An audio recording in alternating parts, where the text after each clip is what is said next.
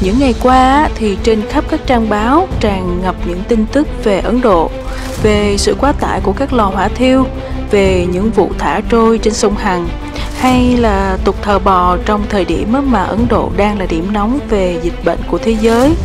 Những thông tin đó liệu có đúng và đầy đủ về phong tục và tín ngưỡng của người Hindu, sắc dân đông nhất ở Ấn Độ hiện tại không? Với góc nhìn của Hạ thì là chưa nha. Người Ấn Độ thì không có thờ bò, và hỏa thiêu là một nghi lễ linh thiêng và hoan hỷ tại nơi đây. Nếu tò mò thì đừng có bỏ qua clip này nha. Hãy cùng Hà đến với thành phố Varanasi, trung tâm hỏa thiêu bên dòng sông Hằng linh thiêng của Ấn Độ giáo trước đại dịch nha. Hà đến Varanasi trên một chuyến tàu đêm xuất phát từ Delhi. Xuyên qua những ô kính là một khung cảnh làng quê với ruộng lúa đã qua mùa gặt, còn những lò gạch thủ công thì vẫn luôn sáng lửa. Một khung cảnh làng quê cũng không quá khác so với ở Việt Nam.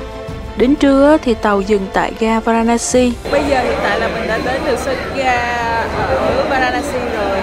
Đúng nửa tháng ở Ấn Độ đã khiến cho mình đen còn hơn cả dân bản địa luôn rồi. Đến Varanasi mình đã không chọn các khu nghỉ dưỡng tiện nghi trong trung tâm thành phố, mà chọn việc nghỉ tại một hostel trong ngõ hẻm của đô thị cổ, rất gần những gác nơi tổ chức những buổi lễ tế của người Hindu bên dòng sông Hằng.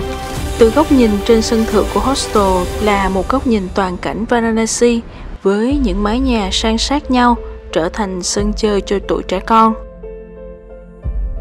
Ngoại trừ cái nóng vẫn còn nguyên vẹn thì buổi chiều nay ở Varanasi này cho mình cảm giác rất là bình yên, khác hẳn với khói bụi và xô bồ mấy ngày nay, và nó cũng đối lập hoàn toàn với góc nhìn cận cảnh một Varanasi vào sáng hôm sau. Varanasi là thành phố mộ đạo và cổ kính nằm bên bờ sông Hằng. Đây chính là nơi mà Đức Thích Ca Mâu Ni thuyết bài pháp đầu tiên sau khi ngộ đạo.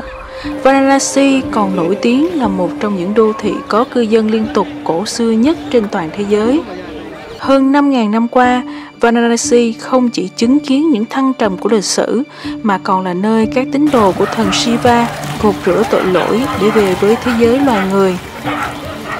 Tên lâu đời nhất của Varanasi là Kashi, xuất phát từ tên gọi của cư dân vùng đất này.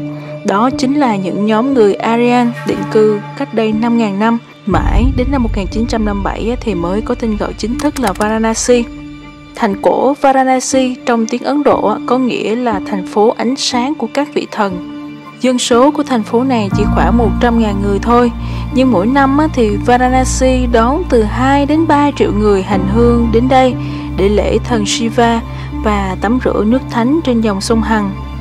Sở dĩ nơi đây là thánh địa, là chốn linh thiêng nhất đối với người Hindu là vì sông Hằng thì chảy từ Bắc xuống Nam. Riêng tại Varanasi này thì sông Hằng chảy từ phía Nam tới phía Bắc, về nơi đầu nguồn của Himalaya.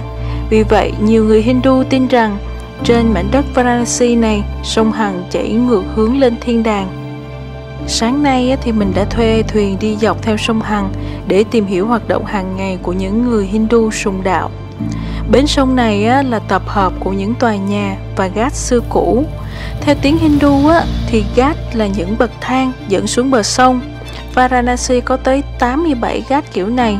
Hiện nay thì phần lớn các ghat phục vụ cho nhu cầu gột rửa và cầu nguyện của dân chúng. Một số ghat khác thì được sử dụng làm nơi cử hành nghi lễ Ganga Aarti, và vì một số lý do về môi trường mà chính quyền sở tại đã quy hoạch lại các ghat hỏa táng. Từ hàng trăm ghat cháy sáng ngày đêm thì hiện giờ chỉ còn có 3 ghat ở Varanasi này còn giữ được chức năng hỏa táng. Trong số đó thì lớn nhất và linh thiêng nhất là Manikarnika. Và theo những gì người Ấn Độ tin tưởng nếu được hỏa táng tại nơi đây thì linh hồn sẽ được yên nghỉ mãi mãi.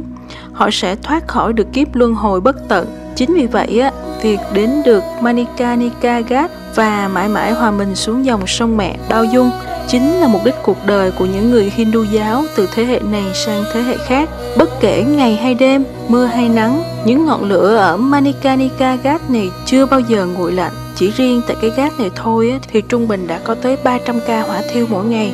Quy trình hỏa táng của người Ấn Độ được thực hiện đầu tiên là người đã khuất sẽ được tắm qua nước sông Hằng. Người ta cũng phân biệt rằng người chết là con trai thì sẽ đặt nằm ngửa, còn phụ nữ thì sẽ úp mặt. Trên giàn thiêu người châm lửa sẽ là trưởng nam trong gia đình. Phụ nữ thì không được phép xuất hiện trong khu vực này vì họ cho rằng phụ nữ dễ yếu đuối và khóc lóc sẽ khiến các linh hồn khó lòng siêu thoát. Và trong quá khứ thì đã có rất là nhiều trường hợp phụ nữ nhảy vào giàn thiêu của chồng mình. Mọi việc được thực hiện dưới sự giám sát của các dom, mà các bạn có thể thấy là cái người mà mặc đồ màu trắng mất khoảng 3 giờ đồng hồ để một cái xác được thiêu xong. Trường hợp khi thiêu mà hộp sọ của người đã khuất vang lên tiếng nổ thì có nghĩa là gia đình của họ sẽ luôn gặp may mắn. Lạ lùng hơn là nếu xác chưa cháy hết thì cũng sẽ được vứt xuống sông với những mảnh xương hay bộ phận còn sót lại. Tuy nhiên cũng có một vài trường hợp ngoại lệ. Có một số loại người thì sẽ không được hỏa thiêu mà sẽ được thả trôi sông. Đó là phụ nữ mang thai, người bị rắn cắn, tu sĩ Bà La Môn. Và các gia đình quá nghèo không đủ tiền để mua củi thì họ cũng sẽ thả trôi sông những thân nhân của mình. Ấn Độ là quốc gia đông dân thứ 2 thế giới và có rất là nhiều người dân hiện đang sống ở dưới mức nghèo khổ. Còn cái nghi thức hỏa táng thì thuộc là một trong những nghi thức cao quý và cực kỳ đắt tiền. Củi khô dùng để hỏa táng là một loại gỗ dầu được đưa về từ thượng nguồn. Mùi thơm tự nhiên của cây sẽ át đi hết mùi của thịt cháy. Củi đốt loại này thì rất là đắt, thậm chí là được tính bằng cân luôn. Càng ngày thì lại càng đắt. Thành ra là nếu tính hết chi phí để thực hiện một nghi thức hoan hỷ này thì rõ là một người dân Ấn nếu ở tầng lớp bình dân thì dù có lao động cực lực cả đời thì cũng không tích góp đủ tiền. Và khi bạn nhìn cảnh hỏa thiêu ở cái gác Manikanika, có thể bạn sẽ nghĩ là nó sập sệ, nhưng thực ra hầu như nó chỉ phục vụ cho những người giàu với chi phí đắt đỏ. Vậy nên ngay cả khi mình tiếp cận rất là gần buổi hỏa thiêu nhưng hoàn toàn không hề ngửi thấy mùi thịt cháy, mình cũng chẳng hề sợ hãi hay nôn thốc nôn tháo gì cả. Bây giờ khi Ấn Độ đang hứng chịu làn sóng Covid thứ 2, khi những khu hỏa táng trên khắp đất nước rực lửa suốt ngày đêm không chỉ vì số ca tử vong do Covid tăng đột biến trong thời gian qua, mà nó còn vì cả phong tục hỏa táng ở đất nước này. Với người Hindu thì cái chết không có đáng sợ, họ vinh danh nó. Mọi người đến đây với niềm hy vọng và không hề sợ hãi. Được hỏa táng nơi linh thiêng nhất theo truyền thuyết chính là việc hoan hỷ nhất trong cuộc đời. Nên nếu có cơ hội đến đây thì xin bạn đừng dùng đôi mắt ghê tởm hay sợ hãi. Hãy nở nụ cười và chúc mừng, vì đó là cách để mang lại phước lành cho những người đã khuất và gia đình của họ. Nhưng có một điều ở dòng sông Hằng này khiến cho mình e ngại, đó là sự ô nhiễm của dòng sông. Bởi vì ngay sát những giàn thiêu này thì những thuyền đánh cá vẫn giăng những mẻ lưới. Nhìn những cái cảnh này, liệu bạn có còn dám ăn cá khi đến Varanasi hay không? Và cách những lò hỏa thiêu không xa thì người dân vẫn rất là vui vẻ nô đùa, vừa tắm vừa cầu nguyện trên những bến nước này. Đi ra xa một chút khỏi những cái gác nổi tiếng thì sẽ dễ dàng nhìn thấy những hoạt động giặt giũ phơi phóng, những tấm vải liệm phục vụ cho lễ hỏa thiêu. Tất cả sự ô nhiễm này vẫn ẩn sau một màu nước xanh biếc của sông Hằng. Hiện tại thì mình đang có mặt ở Varanasi. Sáng nay thì mình đã dậy sớm vào lúc 4 giờ để ngắm bình minh ở Varanasi với những cái lò hỏa thiêu và các hoạt động mà tắm rửa buổi sáng của người dân nơi đây. Bây giờ đang là 7 giờ rưỡi rồi. Mình đã có mặt ở cái bến sông này hơn 3 tiếng đồng hồ rồi, và thật sự thì mình thấy rằng những cảm nhận của mình hoàn toàn khác so với những gì mà mình đã đọc và tìm hiểu trước đây. Chẳng hạn như là nói rằng là sông Hằng bẩn, nhưng mà thật sự thì ngày hôm nay mình ở đây mình thấy không hề có rác chút nào hết, nước sông rất là trong xanh. Nhưng mà hỏi mình có dám ăn cá không thì chắc là không. Mặc dù là ở nơi đây là người dân người ta đánh bắt cá rất là nhiều ngư dân bắt, và mình thấy là bắt được những con cá rất là lớn, mà trên thuyền lúc mà mình đi nhiều lúc còn thấy là cá nó phóng lên khỏi bờ nữa. Nhưng mà ở đây vừa là hoạt động của người dân tắm, nhưng mà cũng có rất là nhiều giàn hỏa thiêu ở đây, và khi mà thiêu xong thì những cái tro đó sẽ được thả xuống sông Hằng. Nên là nhưng mà đối với mình cảm nhận nhé, khác với hoàn toàn những gì mà mình tìm hiểu trước đây. Đó là cảm giác trước khi tới thì nghĩ rằng là cái bờ sông này là cái khu vực rất là phức tạp, rất là nguy hiểm. Đường đi vô thì toàn là ngõ hẻm không, thì rất là dễ mà gây bất lợi cho mình. Nhưng mà thật sự thì mình chưa gặp bất lợi nào cả, mà mình thấy người dân rất là thân thiện. Thậm chí có một số bác lớn tuổi mình xin chụp hình bác cũng rất là vui vẻ cho. Còn những cái trường hợp giống như là mấy ông sa đu giả ở đây á, mình coi những cái clip trước thì thấy giống như là ngồi đầy đường luôn. Nhưng mà hiện tại ở đây thì đường rất là sạch sẽ, như các bạn thấy nè. Có một cô lao công còn đang quét rác ở phía sau mình đây. Và ăn xin có không? Có, ăn xin thì có, nhưng mà sao đu dã thì mình không thấy nữa. Còn cái hoạt động buổi sáng của người dân tắm ở dòng sông Linh Thiên này mình thấy rất là vui. Mọi người rất là vui vẻ và hát hò trò chuyện với nhau, thành từng tốp rất là đông. Thật ra thì có lẽ là mình thấy rất là đúng khi mà mình lựa chọn Varanasi để tới tham quan. Khi đi dọc bến sông này thì bạn có thể thấy các hoạt động tâm linh khác, chẳng hạn như là thực hành thiền hay là tập yoga miễn phí cùng các guru trên các bến sông. Hay là sẽ bắt gặp những cảnh cạo đầu bên các ngôi đền thờ. Họ là thân nhân của những người vừa được hỏa thiêu. Họ sẽ cạo đầu và sẽ đến những đền thờ Ấn Độ giáo để cầu nguyện cho người quá cố trong 12 ngày sau khi thân nhân của họ được hỏa thiêu.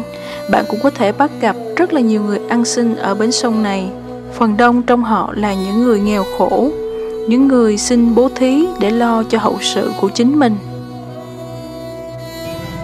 Bước ra khỏi bến sông, len lỏi vào những con hẻm nhỏ chằng chịt của cái đô thị cổ hơn 5.000 năm tuổi này là những dãy nhà lụp xụp và tối tăm, nơi mà có rất là nhiều người Ấn Độ khắp nơi đến đây để ở trọ trong những ngày cuối, ngày quan trọng nhất của cuộc đời mình, hỏa thiêu. Bởi vậy, ở Varanasi này bạn sẽ bắt gặp rất là nhiều người già yếu và bệnh tật. Một đặc sản khác trong những con ngõ hẻm này chính là bò. Bò đầy đường khắp nơi khắp chốn luôn. Nhưng có một sự ngộ nhận về bò mà mình muốn đính chính, đó là người Ấn Độ thì không có thờ bò. Tín đồ Hindu thực thụ thì không có coi con bò là vị thần. Họ cũng không có thờ phụng nó. Tuy nhiên thì phần lớn người Hindu ăn chay và coi bò là biểu tượng linh thiêng của cuộc sống, cần được bảo vệ và tôn kính. Bò thì gắn liền với Bà La Môn, đẳng cấp cao nhất trong Hindu giáo. Sát hại một con bò nghĩa là sát hại một Bà La Môn, một điều đặc biệt cấm kỵ. Những tín đồ Hindu coi bò là một sinh vật đặc biệt hào phóng, ngoan ngoãn, mang lại cho con người nhiều hơn những gì nó được nhận. Người ta tin rằng bò tạo ra 5 thứ rất là ý nghĩa. Trong đó thì sữa, phô mát và bơ được dùng để thờ cúng các vị thần và là thức ăn. Nước tiểu thì được dùng để chữa bệnh và phân thì làm nhiên liệu để đốt. Những hành động như tắm phân bò mình nghĩ chỉ là hành động của các tín đồ mù quáng mà thôi. Hiện tại thì mình đang đi trong một con hẻm ở cái khu vực thành phố cổ Varanasi. Ở Varanasi là một trong những thành phố cổ và lâu đời nhất thế giới đó, chứ không có nói là đây là cái thành phố cổ mà có cư dân tồn tại xuyên suốt hàng ngàn năm và là lâu đời nhất. Hiện tại thì mình đang có mặt ở một cái ngôi chợ nhỏ ở trong khu vực này. Bây giờ mình sẽ đi kiếm một chút trái cây để ăn, tại vì nhiều ngày hôm nay mình không có trái cây để ăn, nhiều rất là nóng trong người. Mình đang đi ở chợ địa phương của Varanasi. Đây thì các bạn có thể nghe thấy là còi bấm in ỏi luôn. Và vì đa số đây có thể nói là cái vùng đất thiêng của người theo đạo Hindu ấy, nên là chợ địa phương này thì chủ yếu chỉ là bán thực phẩm chay, rau củ quả thôi, chứ không có bán thịt.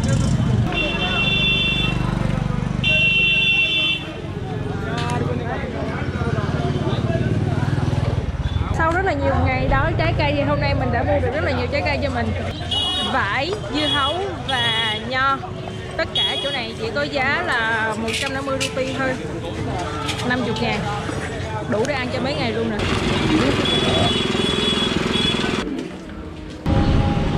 Bây giờ là gần 5 giờ chiều, giờ địa phương Varanasi. Mình lại tiếp tục đi ra dòng sông Hằng đây. Mình nghĩ rằng là khi mà đến Varanasi thì không có địa điểm nào tốt hơn là ra sông Hằng hết.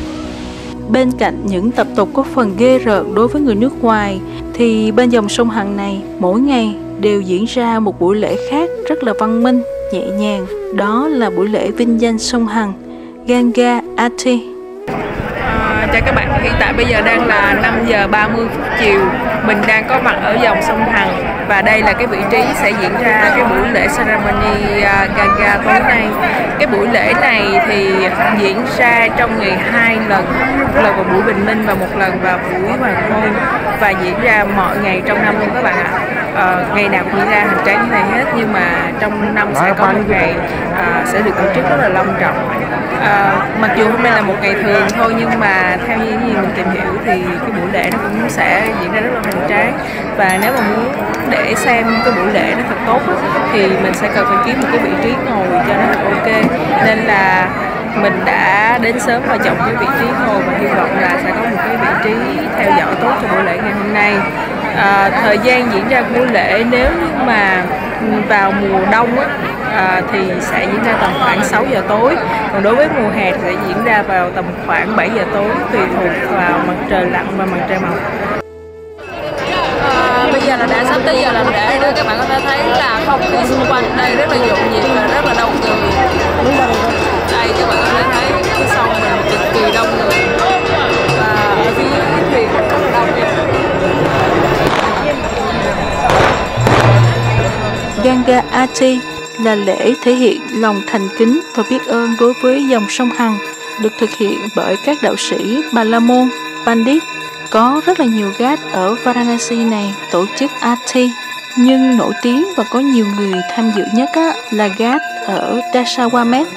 Ở đây thì có đến 7 bàn dân cúng, mỗi bàn thì sẽ được bày sẵn các vật cúng để cầu nguyện, bao gồm là vỏ ốc xà cừ, khăn tay, chuông cầu nguyện, một chiếc bình đồng, đèn đồng lớn, đèn dầu nhiều tầng, lông công và quạt đuôi giác. Các vật phẩm được sử dụng trong Aarti tương tự như 5 yếu tố: hư không, đất, nước, lửa và không khí. Để bắt đầu nghi lễ thì một thầy cúng sẽ thổi vỏ ốc xà cừ và cắm nhang. Sau đó thì tất cả các pandit sẽ đi vòng quanh những ngọn đèn rực lửa, rồi thực hiện các thao tác nghi thức của họ với quả chuông không ngừng tụng kinh và say sưa theo tiếng nhạc thần chú. Sau đó thì họ lặp lại nghi thức này với chiếc đèn nhiều tầng, rồi với lông công và với quạt đuôi giác. Đó là những khoảnh khắc thần bí với mình khi những ngọn đèn tỏa sáng vào bầu trời tối và làn khói bay lơ lửng trong không khí. Buổi lễ này sẽ kéo dài khoảng 45 phút. Cuối buổi lễ thì các diya này sẽ được thả trôi sông như là một vật cúng dường cho nữ thần sông Hằng. Nếu như ở Việt Nam có các đạo thờ mẫu hoặc các lăng miếu bên sông, bên biển vẫn có cúng tế, thì buổi lễ vinh danh sông Hằng cũng có ý nghĩa sâu sắc tương tự như thế. Đó là biểu hiện lòng tri ân đối với dòng sông, một dòng sông trải dài qua nhiều tiểu bang của Ấn Độ, và là chứng nhân của bao thăng trầm lịch sử, là nơi con người có thể tìm được sự bình yên và gửi gắm biết bao nhiêu lời cầu nguyện và tâm sự. Hơn nữa, trong 3 thập niên trở lại đây thì rất là nhiều người vô ý thức đã vung vãi bừa bãi xuống dòng sông Hằng. Nghi thức vinh danh sông Hằng như là lời nhắc nhở mọi người biết ơn sông Hằng như là đối với mẹ của mình. Mình lại đang có mặt ở bến nước Varanasi. Ngày nào mình cũng dậy sớm để đón cái bình minh này, trong khi những nơi khác thì không như thế. Varanasi đem lại cho mình cái cảm giác rất là yên bình, và mình rất là muốn ngắm khoảnh khắc bình minh ở nơi đây.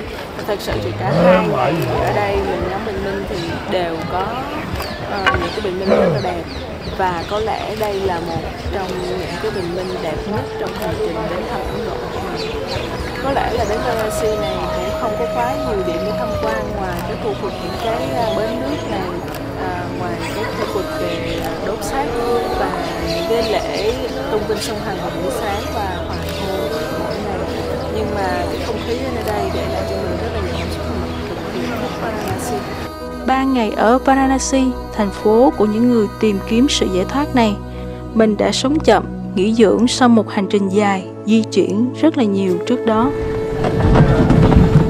Mặt là đến lúc phải đặt được Varanasi rồi. Bây giờ mình đang trên chiếc xe này để đến xe bus. Hôm nay mình sẽ rời Varanasi. Varanasi đã để lại trong mình rất là nhiều cảm xúc và ấn tượng sâu sắc về một nơi linh thiêng của tôn giáo lớn nhất ở Ấn Độ này. Giờ thì mình tạm biệt Varanasi và mong các bạn sẽ ủng hộ tập phim tiếp theo của mình tại thành phố Màu Hương, xứ sở của Nhớ Ông Hoàng Ấn Độ nha.